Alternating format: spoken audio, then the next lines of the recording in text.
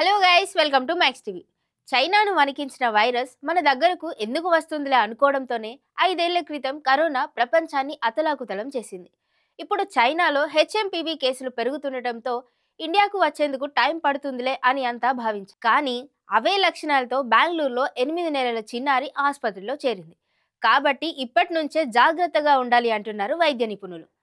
చైనాలో HMPV virus వ్యాప్తి చెందడంతో రాష్ట్ర ప్రభుత్వం అప్రమత్తమైంది. ఫ్లూ లక్షణాలు ఉన్నవారు మాస్కులు ధరించాలని వైద్య ఆరోగ్య శాఖ ఈ మేరకు గైడ్ లైన్స్ జారీ చేసింది. ఇప్పటి వరకు రాష్ట్రంలో హెచ్ఎంపీవీ వైరస్ కేసులు నమోదు కాలేదని స్పష్టం చేసింది. అయినా జలుబు, దగ్గు లక్షణాలు ఉన్నవారు సమూహాలకు దూరంగా ఉండాలని సూచించింది.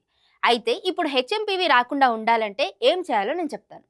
దగ్గినప్పుడు లేదా తుమ్మినప్పుడు నోరు, ముక్కును రుమాలు లేదా టిష్యూ పేపర్తో కప్పుకోవాలి. సబ్బు నీటితో లేదా ఆల్కహాల్ ఆధారిత శానిటైజర్తో చేతులను తరచుగా కడగాలి. రద్దీగా ఉండే ప్రదేశాలకి వెళ్లకుండా ఉంటే చాలా మంచిది. ఫ్లూతో బాధపడుతున్న వ్యక్తులకు దూరంగా ఉండాలి. జ్వరం, దగ్గు, తుమ్ములు ఉంటే బహిరంగ ప్రదేశాలకు వెళ్ళొద్దు. తగినంత వెంటిలేషన్ ఉండేలా చూసుకోవాలి. అదేవిధంగా ఏవేవి చేయకూడదో చెప్తాను. Shake hands. ముందుగా ఒకరితో ఒకరికి షేక్ హ్యాండ్స్ ఇవ్వకుండా చూసుకోవాలి. టిష్యూ పేపర్, కర్చీఫ్ మళ్ళీ వాడొద్దు. అనారోగ్య వ్యక్తులతో సన్నిహిత సంబంధాలు చేసుకోకూడదు. కళ్ళు, ముక్కు, నోటిని తరచుగా తాకడం కూడా మంచిది కాదు. బహిరంగ ప్రదేశాల్లో ఉమ్మివేయడం, డాక్టర్ను సంప్రదించకుండా మందులు తీసుకోవడం ఇవి కూడా మంచి లక్షణాలు కావు.